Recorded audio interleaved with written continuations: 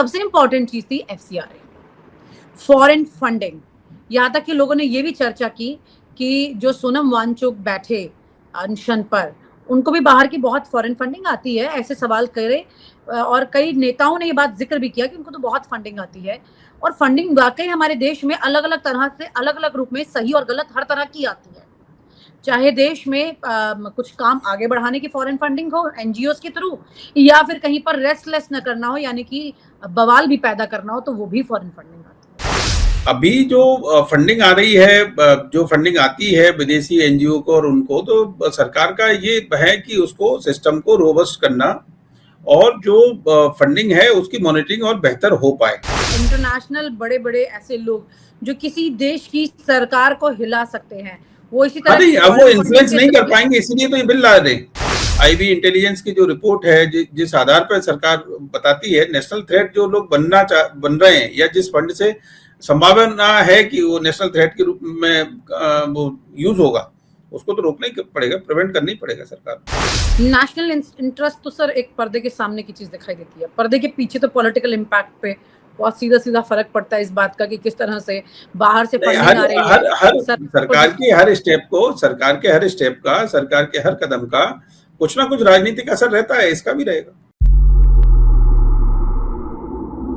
Sir एक बहुत बड़ी बात ये भी सामने निकल के आ रही है कि जिस तरह से पार्लियामेंट सेशन चल रहा है, पार्लियामेंट सेशन में कई ऐसी बातें थी जिसका जिक्र किया जा रहा था कि जो इस बार आएंगी निकल के सामने। हालांकि आमजन के लिए थोड़ा सा कुछ टाइम के बाद में देखने को मिलेगा, जब 10 और 20 के नोट बदलेंगे, प्लास्टिक नोट आ जाएंगे, वो एक अलग चीज थी। लेकिन सबसे इंपॉर्टेंट चीज थी एफसीआरए, फॉरेन फंडिंग। यहाँ तक कि लोगों ने ये भी चर्चा की कि जो सोनम वांगचुक बैठे अनशन पर, उनको भी बाहर की बहुत फॉरेन फंडिंग आती है, ऐसे सवाल करे। और कई नेताओं ने ये बात जिक्र भी किया कि उनको तो बहुत फंडिंग आती है, और फंडिंग वाकई हमारे देश में अलग अलग तरह से, अलग अलग रूप में, सही और गलत हर तरह की आती है। चाहे देश में कुछ काम आगे बढ़ाने की फॉरेन फंडिंग हो एनजीओस के थ्रू, या फिर कहीं पर रेस्टलेस न करना हो, यानी कि बवाल भी पैदा करना हो, तो वो भी फॉरेन फंडिंग आती है। टेररिज्म तक के लिए फॉरेन फंडिंग जिस तरह से आती है, तो यहाँ पर ये कितना इम्पोर्टेंट रहने वाली है ये बात, और सरकार का क्या प्लान, क्योंकि आप तो खुद बहुत करीब से ये चीजें जानते समझते हैं कि पार्लियामेंट में अगर कोई बिल में चेंजेस करने जा रहे हैं, क्या करने वाले हैं, तो उसका पीछे, पर्दे के पीछे की रियल स्टोरी क्या है, ताकि लोग को समझ आए। देखिए मैम, हमने देखा है कि जब से अरुण जेटली जी वित्त मंत्री बने थे, तब से एफसीआरए पे सरकार लगातार काम कर रही है। समय समय पर बहुत सारे एनजीओ, बहुत सारी संस्थाओं को बैन किया है ना। मोर देन 1500 से अधिक संस्थाएं और वो हैं जिनको बैन किया गया है।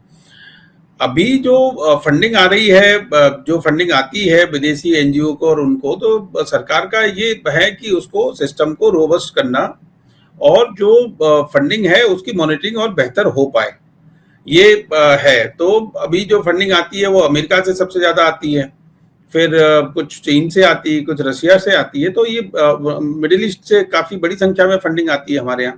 तो ये जो फंडिंग है, तो इसको मॉनिटर बेहतर ढंग से कर लें, और जो लोग फंडिंग लेते हैं उनकी रिस्पॉन्सिबिलिटी को और बढ़ाया जाए। तो बेसिकली सरकार इसमें मॉनिटरिंग अपनी बढ़ा रही है।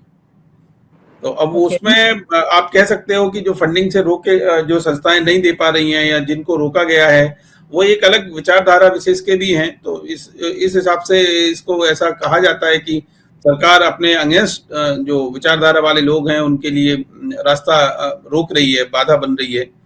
पर हकीकत ये है कि सरकार इसको बहुत मतलब क्लोज मॉनिटर करना चाहती है, और उसके उपयोग को, कि फंडिंग का बेहतर उपयोग कहाँ हो रहा है या कैसे हो सके, उसको वो मॉनिटर कर रहे हैं। इसलिए ये फॉरेन फंडिंग रुकी है। दूसरा एक और है कि एफसीआरए बिल लाने का उद्देश्य वो है। दूसरा है कि जैसे हमने देखा है कि ईसाइयों धर्मांतरण जो हो रहा है, ईसाई के लिए हो रहा है और उनके लिए होता है बड़ी संख्या में, तो उसमें फंडिंग का उपयोग होता है। तो एक उद्देश्य वो भी है सरकार का कि उसको मतलब मॉनिटराइज अगर अच्छे से हो जाएगा तो फंडिंग जिस उद्देश्य से आ रही है उसी उद्देश्य में लगेगी। ओके, तो ये कैसे इंश्योर करेंगे सर? प्रावधान को फंडिंग किया है, मतलब ऐसा नहीं है कि मुश्किल बढ़ा रहे हैं। सजा का प्रावधान भी ऐसा बता रहे हैं कि सजा का प्रावधान भी उसमें कम होगा, 5 साल से घटा के 1 साल किया गया है उसमें। तो वो भी एक बात है। क्योंकि सर अभी तक जितनी भी फॉरेन फंडिंग आती थी, सरकार को तो हमेशा पता होता है, मॉनिटरिंग रहती है उनकी। पॉइंट ये है कि अब जो फंडिंग आ रही है, जो पॉइंट आपने अभी एक इंपॉर्टेंट चीज बोली कि वो कहाँ इस्तेमाल हो रही है, किस पर्पस के लिए आ रही है, क्या उसी पर्पस में इस्तेमाल हो रही है, ये कैसे इंश्योर किया जाएगा, इसमें सरकार की हस्तक्षेप किस तरह से रहेगा। मान लीजिए किसी एनजीओ के पास फॉरेन फंडिंग आया, मान लीजिए चाइना से आया, तो अब वो कैसे उसके पूरी वो कहाँ खर्चा कर रहे हैं, इसको कैसे इंश्योर करेंगे, क्या वो रिपोर्ट बना के देंगे, क्या उन्हें सबमिट करना पड़ेगा। हमारे देश में वैसे भी ये है, कागज पे कुछ है, कागज पे पुल तक बन जाते हैं, पूरे पूरे पहाड़ निपट जाते हैं। यही जो आपने कहा है, यही लैकिंग को रोकना सरकार का काम है। यही लैकिंग को सरकार नियंत्रित करना चाहती है और समय काफी बदला है। अब आप जानते हो कि स्मार्टफोन 90 करोड़ से ज्यादा है हमारे देश में। जो जी पैन कार्ड धारक हैं वो करीब 15 करोड़ से ऊपर हो चुके हैं। और जैसे अकाउंट्स हैं, तो नो फ्रीली अकाउंट जब खुले तो उसके बाद अब करीब करीब हर परिवार के पास अकाउंट्स है। तो अब मॉनिटरिंग बेहतर तरीके से हो सकती है क्योंकि उसका अकाउंट ट्रेल मिल जाता है। तो सरकार का जो है कि मान लो आपको कोई देश से या किसी संस्था से आपको पैसा फंड आ रहा है, तो फंड कहाँ आप खर्च कर रहे हो, कहाँ जा रहा है। तो ऑडिटिंग पहले क्या होता था कि फिजिकल ऑडिटिंग हो रही है, तो ऑडिटिंग करवाई और हो गया। अब क्या है, ऑनलाइन सब डिजिटल सिस्टम है, तो उसमें अब आप बच नहीं पाओगे। तो इन सब प्रावधानों को उनको सबको इसमें अकोमोडेट किया जा रहा है और उस नजरिए से इसको लेके आ रहे हैं। सर, एक बड़ा गंभीर विषय है इस सबके बीच में। जो भी सरकार आती है उसके मन में एक डर रहता है कि फॉरेन फंडिंग के कुछ ऐसे संस्थानों के थ्रू वो करती हैं जिससे कि वो देश में अनरेस्ट कर सके। यानी कि मान लीजिए अभी प्रधानमंत्री नरेंद्र मोदी जी को अगर डिस्टर्ब करना है तो अलग अलग संगठनों को पैसा जाएगा, बोडो नक्सलाइट हैं, खालिस्तानी हैं, अलग अलग तरह के ग्रुप्स हैं, उनको जो फॉरेन फंडिंग से उनको पैसा फीड किया जाता है, उनको किया गया और वो यहाँ पर आकर के अलग अलग तरह से सरकार को डिस्टर्ब करने का काम करे, माहौल खराब करने का काम करे। क्योंकि लोगों में तो जहन में ये आता है कि देखिए कितने डिस्टर्ब हो गए, हमें शांति नहीं मिल रही है, और फिर ऐसे एक बड़ा बवाल तैयार हो जाता है। लोगों को लगता है सरकार नहीं कर रही है, लेकिन यहाँ पर फॉरेन फंडिंग का बहुत बड़ा रोल होता है, क्योंकि ये लोग को जब खाने को मिलेगा, बवाल करने के लिए पैसा सारा मिलेगा, तो ये करेंगे। तो क्या लगता है आपको कि ये भी एक बड़ा कंसर्न गवर्नमेंट की नजर में है कि भाई कल को हमें कोई भी इस तरह से डिस्टर्ब ना कर पाए, और अगर ये सरकार ये सोच रही तो पहले किसी ने क्यों नहीं सोचा? नहीं, मैंने आपको बताया ना कि लगातार ही गवर्नमेंट इस पर काम कर रही है। तो पहले संगठनों पे काम हुआ, कई सारे आपने देखा होगा कि लगातार एनजीओ बंद हुए, उनकी फॉरेन फंडिंग बंद की गई। तो एफसीआरए का उद्देश्य यही, निश्चित तौर पर किसी भी सरकार का ये दायित्व है कि जैसे ही कभी बाहर से कोई फंडिंग आ रही है, देश विरोधी एलिमेंट में वो खर्च हो रही है, या खालिस्तानी में जैसा आपने बताया, या आतंकवादियों को वो फंड पहुंच रहा है, तो उसको रोकना तो सरकार का धर्म है ही। तो उसी नाते से ये एफसीआरए को और प्रावधानों को और कड़ा किया जा रहा है। निश्चित तौर पर ये होगा। तो बस यही है कि जो लोग देख रहे हैं कि भाई एक विचारधारा विशेष के लिए ही ऐसा हो रहा है, ऐसा नहीं है। उसमें नेशनल नहीं, ये सिक्योरिटी का कहा पॉइंट जाता है ना, बहुत बड़ा जैसे जुड़ा हुआ है। इंटरनेशनल बड़े बड़े ऐसे लोग जो किसी देश की सरकार को हिला सकते हैं, वो इसी हाँ तरह नहीं, अब वो फॉरेन फंडिंग इन्फ्लुएंस के नहीं कर जरिए। पाएंगे, इसीलिए तो ये बिल ला रहे हैं। ओके। वो फंडिंग की मॉनिटरिंग बहुत बेहतर हो पाएगी। वो ऐसी फंडिंग, मतलब मैंने जैसा पूर्व में कहा कि जिस उद्देश्य के साथ वो लाई जा रही है उस उद्देश्य में ही खर्च हो ना। तो मतलब ये है ये कि है। ऐसे ऐसी आप एक्टिविटीज बता को के ला रहे हो कि नहीं, हम तो गरीबों की सेवा कर रहे हैं और फंड लग रहा है ईसाई बनाने में या मुसलमान बनाने में। अगर ऐसा हो रहा है जो रिपोर्ट है, तो ये तो गलत है। तो उसको रोकेंगे, और उसको रोकने में तो कोई हर्जा भी नहीं। और ऐसी बहुत बड़ी संख्या बढ़ी भी है धर्मांतरण वाली, इस तरह के हाँ, इश्यूज। धर्मांतरण वाली भी है। कई सारी शिकायतें हम सोसाइटी में आती हैं, समाज में आती हैं, एफआईआर होती हैं, लगातार सामने आ रही है। तो इसलिए सरकार को ये कदम उठाना पड़ रहा है। आईबी इंटेलिजेंस की जो रिपोर्ट है, जिस आधार पर सरकार बताती है नेशनल थ्रेट जो लोग बन रहे हैं, या जिस फंड से संभावना है कि वो नेशनल थ्रेट के रूप में वो यूज होगा, उसको तो रोकना ही पड़ेगा, प्रिवेंट करना ही पड़ेगा सरकार को। मतलब पॉलिटिकल भी बहुत बड़ा इम्पैक्ट करेगी ये बात। अब पॉलिटिकली तो कितना करेगी ये नहीं मालूम, लेकिन नेशनल इंटरेस्ट में तो जरूर करेगी। वो उसकी सेविंग तो होगी। नेशनल इंटरेस्ट तो सर एक पर्दे के सामने की चीज दिखाई देती है, पर्दे के पीछे तो पॉलिटिकल इम्पैक्ट पे बहुत सीधा-सीधा फ़र्क पड़ता है इस बात का कि किस तरह से बाहर से नहीं, फंडिंग आ रही है।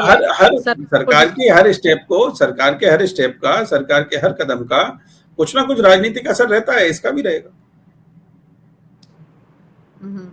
तो मतलब एक दूर की सोच की वजह से इस पर काम किया जा रहा है इस बार। डेफिनेटली एक मैं बड़ी मैं सोच कह रहा हूँ आपको कि पिछले एक दशक से तो सरकार लगातार इस पर काम कर ही रही है।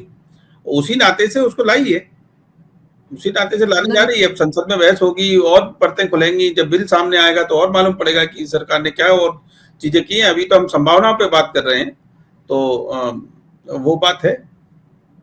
यानी कि नरेंद्र मोदी सरकार एक ऐसी लेयर तैयार कर रही है जिससे कि इंटरनेशनल दबाव में वो ना आ पाए, क्योंकि इंटरनेशनल दबाव तभी बन पाता है जब उनकी फंडिंग यहाँ आती है और उनसे फंड लेने वाले लोग यहाँ पर अनरेस्ट क्रिएट करते हैं।